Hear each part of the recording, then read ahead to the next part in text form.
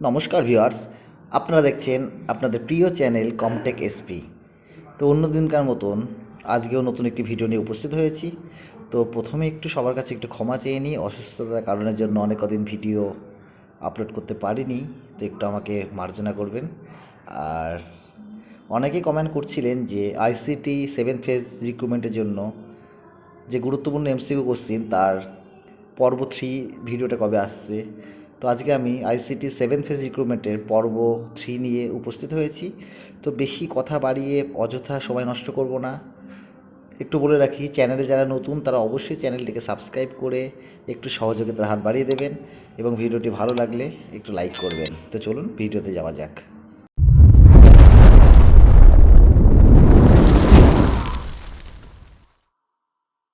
So বন্ধুরা, চলে এসেছি 20টি প্রশ্ন উত্তর নিয়ে গুরুত্বপূর্ণ। তো প্রথম প্রশ্ন আমরা দেখে নিই কী বলছে না, বর্তমানে ব্যবহৃত কম্পিউটারগুলি কোন প্রজন্মের।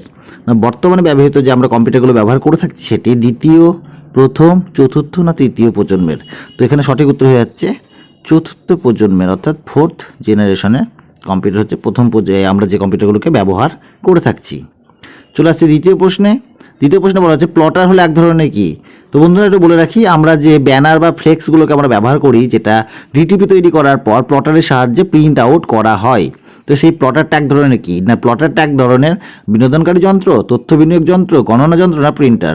তো প্লটারটি হয়ে থাকছে এক ধরনের প্রিন্টার। এখানে সঠিক উত্তর হয়ে যাচ্ছে ঘ।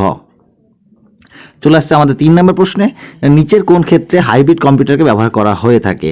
নিচের কোন ক্ষেত্রে হাইব্রিড কম্পিউটারকে ব্যবহার করা হয়ে থাকে, ক্ষেপণাস্ত্র নিক্ষেপের কাজে, ব্যবসা বাণিজ্যের কাজে, স্কুল কলেজের কাজে না প্রকাশনার কাজে। তো নিচে যে অপশনগুলো আছে তার মধ্যে হাইব্রিড কম্পিউটার ব্যবহার করা হচ্ছে ক্ষেপণাস্ত্র নিক্ষেপের কাজে, অর্থাৎ অপশন ক হচ্ছে এখানটায় সঠিক উত্তর। তার আগে বলে রাখি বন্ধুরা, আমরা এই গুরুত্বপূর্ণ প্রশ্ন উত্তরের পর্ব 1 এবং পর্ব 2 এর ভিডিওটি আমরা ডিসক্রিপশনে লিঙ্ক দেওয়া আছে, আপনারা চাইলে সেখান থেকে ভিডিওটি দেখে নিতে পারবেন। চলে যাচ্ছে আমাদের পরের প্রশ্নে। প্রশ্ন নাম্বার 4 বা 4 নম্বর প্রশ্ন হচ্ছে মাইক্রো প্রসেসর আবিষ্কৃত হয় কত সালে। মাইক্রো প্রসেসর, সিপিইউর মধ্যে যে মাইক্রো প্রসেসরটি লাগানো থাকে মাদারবোর্ডের ওপর, সেই মাইক্রো প্রসেসরটি আবিষ্কৃত হয় কত সালে। 1981 সালে, 1961 সালে, 1971 সালে না 1951 সালে। তো সঠিক উত্তর হয়ে যাচ্ছে এখানটাই 1971। 1971 সালে মাইক্রো প্রসেসর প্রথম আবিষ্কৃত হয়। চলে আসছে আমাদের পরের প্রশ্নে, কোন প্রজন্মের কম্পিউটারের সাথে মনিটরের ব্যবহার চালু হয়। কোন প্রজন্মের, first generation, second generation, third generation না 4th জেনারেশন। তো কোন প্রজন্মের কম্পিউটারের সাথে মনিটরের ব্যবহার চালু হয়। তো এখানে সঠিক উত্তর হয়ে যাচ্ছে থার্ড জেনারেশন বা তৃতীয় প্রজন্মের কম্পিউটারের সাথে মনিটরের ব্যবহারকে চালু করা হয়। চলে আসছে আমাদের পরের প্রশ্নে, বায়োস, BIOS এর ফুল ফর্মটি কি। Bharat internet organisation system, basic in out system, basic input output software না বেসিক ইনপুট আউটপুট সিস্টেম। তো এখানে সঠিক উত্তর হয়ে যাচ্ছে basic input output system, BIOS। BA basic, IA input, ওতে আউটপুট, এসে সিস্টেম। তারপরে বলে রাখি বন্ধুরা, এই ফুল ফর্ম সম্পর্কিত 36টি ফুল ফর্ম নিয়ে আমরা একটি ভিডিও আমাদের ইউটিউব চ্যানেলে দেওয়া আছে, যার লিঙ্কও আমরা ডেসক্রিপশনে দিয়ে রেখেছি, চাইলে সেই ফুল ফর্মগুলোকে দেখে নিতে পারবেন, যেটা বিগত পরীক্ষাগুলোতে অনেক আপনাকে সাহায্য করবে। চলে আসছি পরের প্রশ্নে, বর্তমান সময়কে বলা হয় কোন সময় বা কোন যুগ। বর্তমান সময়কে বিনোদনের যুগ বলা হয় না তথ্য প্রযুক্তির যুগ বলা হয় না শিল্প বাণিজ্যের যুগ বলা হয় না শিক্ষার যুগ বলা হয়। তো বর্তমান সময়কে বলা হচ্ছে তথ্য প্রযুক্তির যুগ, অর্থাৎ খ হচ্ছে এখানে সঠিক উত্তর। এই প্রশ্নটি বারেবার ঘুরে ফিরে আসে যে বর্তমান সময়কে কোন সময় বলা হয়। তো চলে আসছে পরের প্রশ্নে।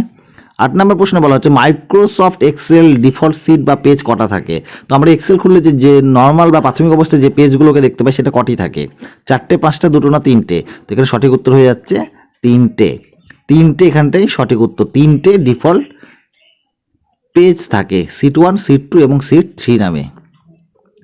চলে আসছে আমাদের পরের প্রশ্নে, নিচের কোনটি ডেটাবেস সফটওয়্যার। নিচে কয়েকটা অপশন দেওয়া হয়েছে, MS word, MS access, MS excel এবং MX পেন্ট। এই 4টির মধ্যে কোনটি ডেটাবেস সফটওয়্যার। তো সঠিক উত্তর হয়ে যাচ্ছে MS অ্যাক্সেস। অ্যাক্সেস হলো একটি ডেটাবেস সফটওয়্যার।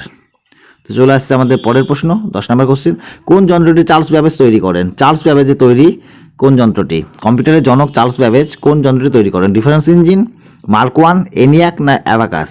তো এর মধ্যে সঠিক উত্তর হয়ে যাচ্ছে ডিফারেন্স ইঞ্জিন। খুব ইম্পর্টেন্ট একটি প্রশ্ন, চার্লস ব্যাবেজ তৈরি করেন ডিফারেন্স ইঞ্জিন।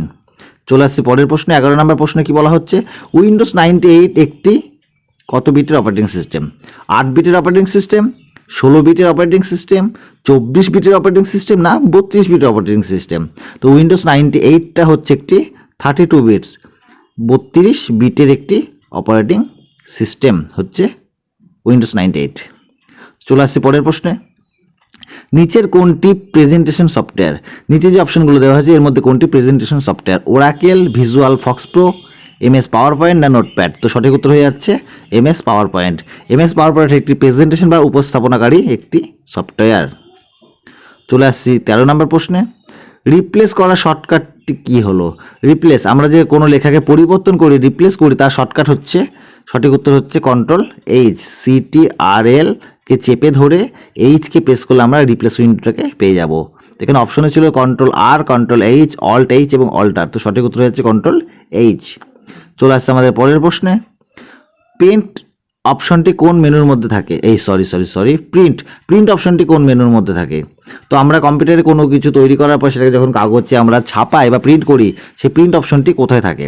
ফরম্যাট মেনুতে থাকে, এডিট মেনুতে থাকে, ইনসার্ট মেনুতে থাকে, না ফাইল মেনুতে থাকে? তো প্রিন্ট অপশনটি থাকে ফাইল মেনুতে। তোমরা হয়তো অনেকেই এই অপশন বা উত্তরটি জেনে থাকবে, না প্রিন্ট অপশনটি থাকে ফাইল মেনুর মধ্যে। চলে আসছে আমাদের পরের প্রশ্নে, 15 নম্বর প্রশ্নে বলা হচ্ছে বাইনারি 11101 এর দশমিক সংখ্যা বা ডেসিমেল সংখ্যাটি কত? তো 1111101 এর ডেসিমেল নাম্বারটি কত? 29, 28, 25 না 27? তো এখানে সঠিক উত্তর হয়ে যাচ্ছে 29 বা 29 হচ্ছে সঠিক উত্তর। তো এটা কিভাবে হলো তার একটি ভিডিও আমরা আমাদের চ্যানেল ডেসক্রিপশনে দিয়ে রেখেছি, বাইনারি টু ডেসিমেল এবং ডেসিমেল টু বাইনারি কনভার্ট করার টোটাল পদ্ধতিটাকে। তো তোমরা চাইলে সেই ভিডিওটি দেখে নিতে পারবে, যেটা চ্যানেল ডেসক্রিপশনেই দেওয়া আছে। তো চলে আসছি পরের প্রশ্নে, 16 নম্বর প্রশ্নে বলা হচ্ছে 8 বিট দিয়ে গঠিত অক্ষর বা শব্দকে কি বলা হয়? 8 বিট দিয়ে গঠিত অক্ষর বা শব্দকে একক কোড বলা হয়, বাইট বলা হয়, ইউনিকোড বলা হয়, না প্রতীক বলা হয়? তো সঠিক উত্তর হয়ে যাচ্ছে এখানটাই বাইট। 8 বিট দিয়ে গঠিত অক্ষর বা শব্দকে বলা হচ্ছে বাইট। চলে আসছি 17 নম্বর কোশ্চেনে, কোনটি উচ্চস্তরের ভাষা নয়? নিচের মধ্যে কোনটি হাই লেভেল ল্যাঙ্গুয়েজ নয়? পাস্কেল, মেশিন ল্যাঙ্গুয়েজ, সি না সি প্লাস প্লাস? তো এখানটায় পাস্কেল, সি বা সি প্লাস প্লাসটা হচ্ছে হাই লেভেল ল্যাঙ্গুয়েজ বা উচ্চস্তরের ভাষা, আর যেটি উচ্চস্তরের ভাষা নয় সেটি হচ্ছে মেশিন ল্যাঙ্গুয়েজ। তো সঠিক উত্তর হয়ে যাচ্ছে অপশন খ। চলে আসছে আমাদের 18 নম্বর কোশ্চেনে। তো 18 নম্বর কোশ্চেনে বলা হচ্ছে যেসব নেটওয়ার্ক দূরবর্তী স্থানসমূহের জন্য তৈরি করা হয় তাকে কি বলা হয়? তাকে কি ওয়ান বলা হয়, ল্যান বলা হয়, ম্যান বলা হয়, না আরপানেট বলা হয়?